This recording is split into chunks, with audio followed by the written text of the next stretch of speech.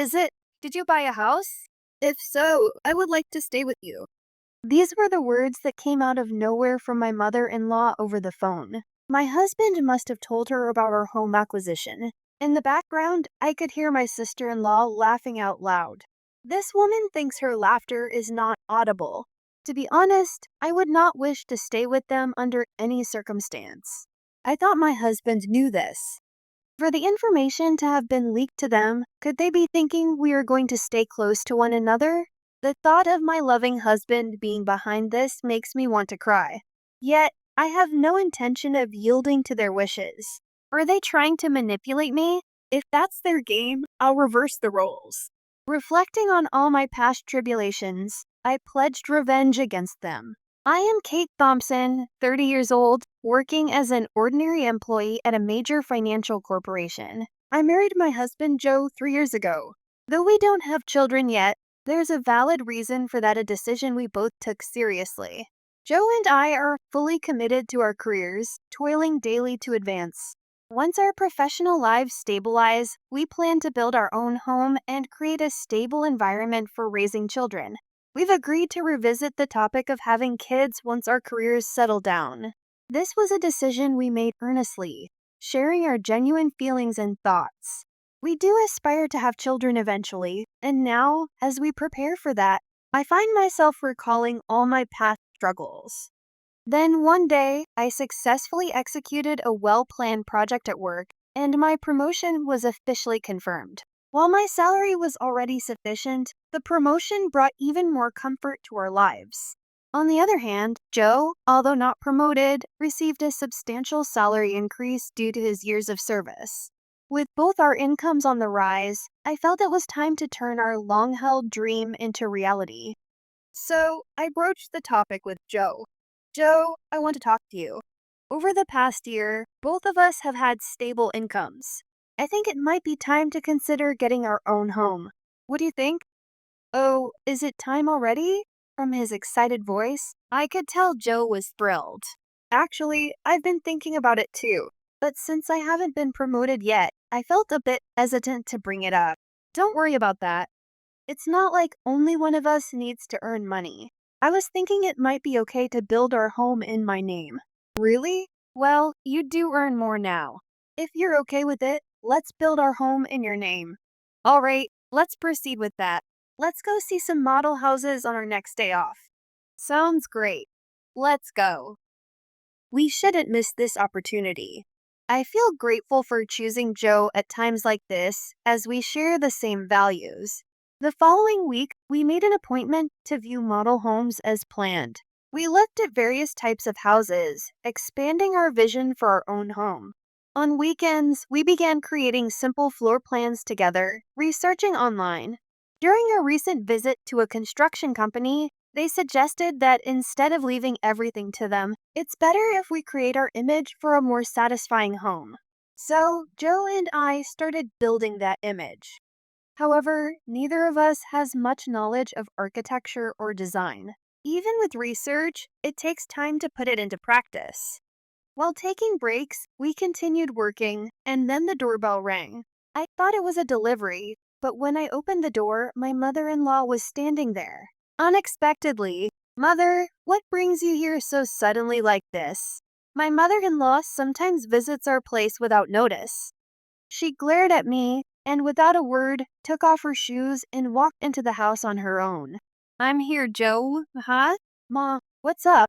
Surprised by his mother's sudden appearance, Joe showed a startled reaction. "Did you have some business around here?"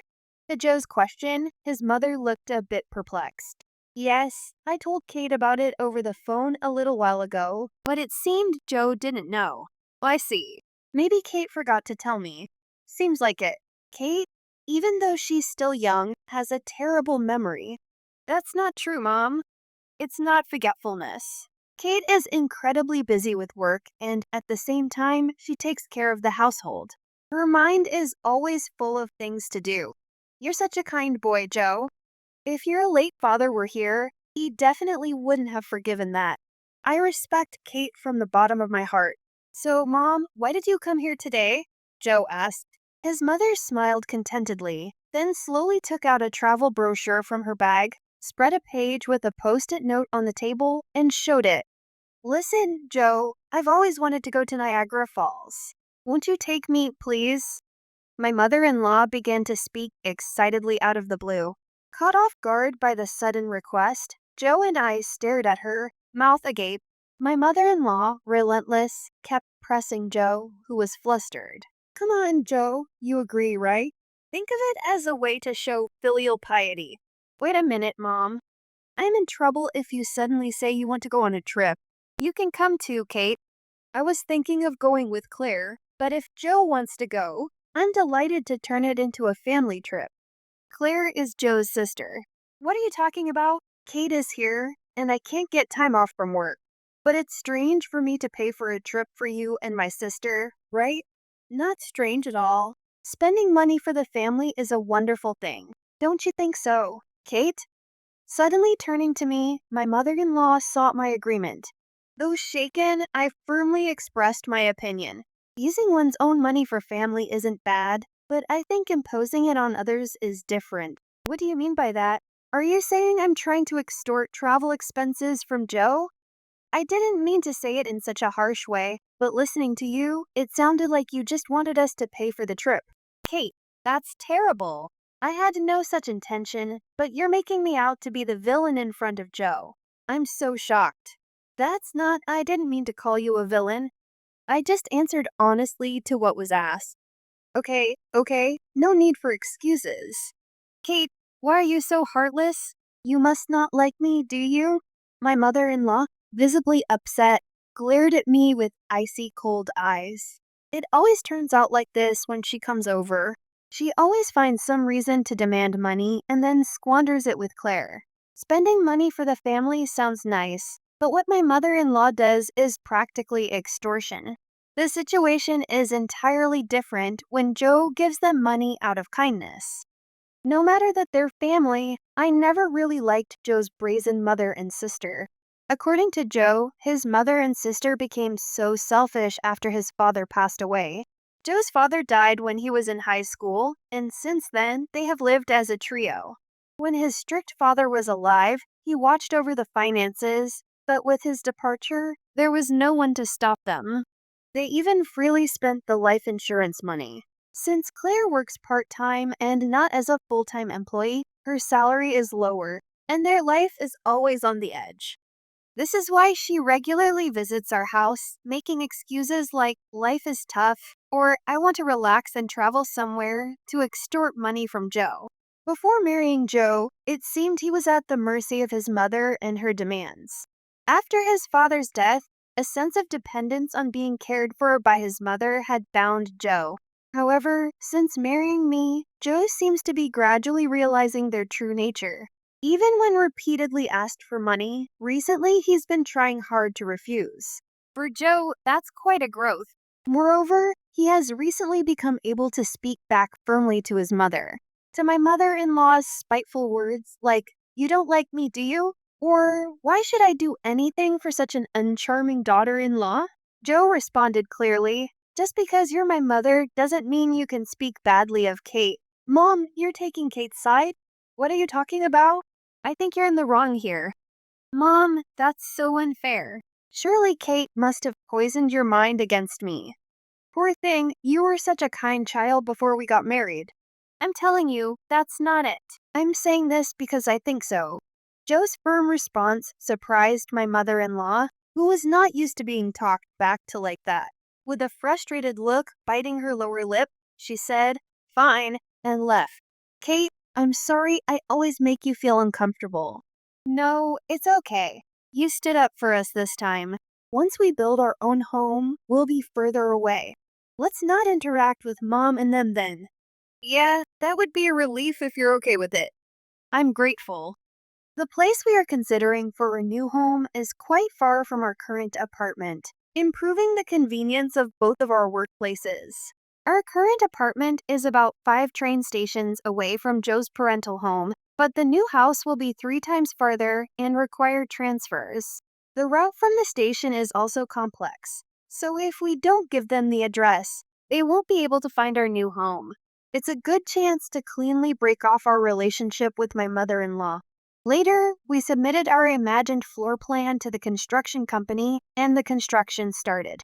2 months later, after about half a year, our $500,000 dream home was completed.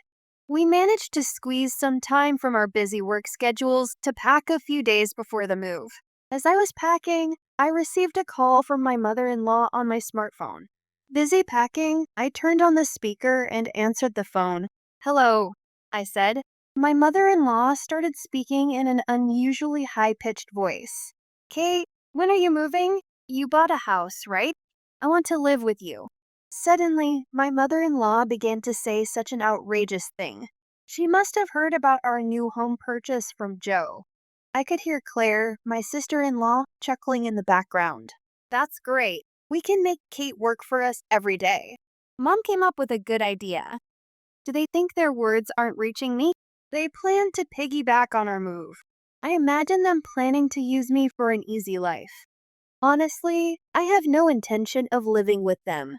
I thought Joe felt the same, but telling them about the new house, could it be that they're assuming we'll live together? The thought that my beloved Joe might be in league with them fills me with a bit of fear. But I have no intention of letting them have their way. They're probably trying to use me, right? If that's the case, I'll turn it around and use them. I told them the date of our move, and my mother-in-law and Claire said, "We'll come to the apartment in the afternoon on that day. Take us with you in the car and arrange the movers for us too." They hung up after making their demands, but of course, I had no intention of complying. For now, I'll check the facts with Joe. As I was about to go and tell Joe this, he was already standing behind me. "Joe, you were there? I came to say we should take a break, but was that Mom on the phone just now?" Joe asked. Yes. I was going to talk to you about it too." "Why did you tell your mother about our new home?" "It's not like that," Joe explained. "When Mom came over last time, she must have seen the floor plan of our new house. She kept pestering me about it every day, so I just..." "Kate, I'm sorry." "I see. So you don't intend to live with your mother, right?" "Of course not." After hearing that phone call, I'm even thinking it's better to cut ties with her.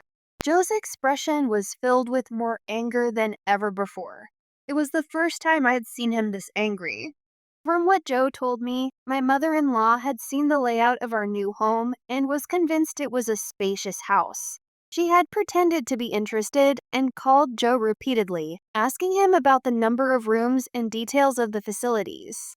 But it seems that Joe is on my side, which relieved me. "Then there's no problem at all," I said, feeling determined to get my revenge on my mother-in-law. I've had enough of her saying whatever she wants, but it's goodbye to that now. I'll make sure to settle this properly. And so, the day of the move arrived. Joe and I had the movers transport our things in the morning and headed to our new home in our car. By the time we finished moving everything, it was already past 1 o'clock. Checking our phones while taking a break, we saw dozens of missed calls from my mother-in-law. "She called me too," Joe said, sounding weary. Just then, my mother-in-law called again. I answered the phone with the speaker still on. "Hello?" "Hello, Kate. Where are you?" "I told you I'd be at the apartment in the afternoon, didn't I?" "Yes, you did say that." "So, what can I do for you?" "What do you mean? You didn't arrange for the movers." "I've been waiting at home, and not a single truck has shown up, so I had to go to your apartment myself." "Is that so? Well, that's too bad. You know, I didn't arrange for any movers." "What? That's not the agreement. Where is your new house?" "You think I'll tell you?" After I said that clearly, my mother-in-law uttered a dumbfounded, "Huh?" She probably thought that as long as Joe was there, she could always have her way. But Joe is different now. He's my precious ally, trying to cut off the bad ties with his family. Determined to release all my pent-up feelings, I spoke firmly. "Just to let you know, neither Joe nor I have any intention of living with the two of you. From now on, please don't involve yourselves in our lives." "What are you saying? Your opinion doesn't matter. It's up to Joe to decide." "At least tell me where the new house is right now." "Huh? How are you going to get here without even knowing the address? This house is in my name, and I have the right to decide who lives here." If you just barge in, it's trespassing, and I'll see you right away. Trespassing? How could you say that about your husband's family?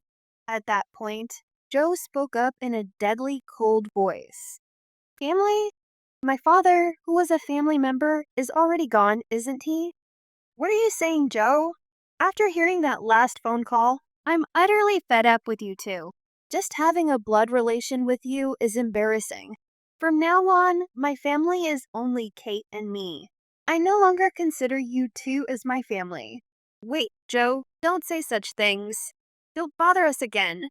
Got it? With that, Joe hung up without waiting for her reply and swiftly set his phone to block her calls. Hey, Joe, are you really okay with this? Yeah. I finally realized that Mom was just using me to her advantage. I feel completely relieved now, Joe said, looking truly refreshed. Sincerely believing what he said, we managed to cut off the bad ties with my mother-in-law and sister-in-law. Afterward, they had to change their lifestyle drastically as Joe stopped supporting them completely. Without any contact with Joe, they lost their fallback option. Later on, my sister-in-law's part-time income wasn't enough, and my mother-in-law had to start working part-time as well. Being a housewife for so long, she wasn't used to the working environment and was often disliked at her workplace. Meanwhile, we live a peaceful life in our new home with no sudden visits from my mother-in-law anymore. We are truly stress-free. I'm endlessly grateful to Joe for believing in me and cutting ties with his toxic blood relatives. We might face various challenges in the future, but even then, I trust Joe, and we will support each other and walk through life together.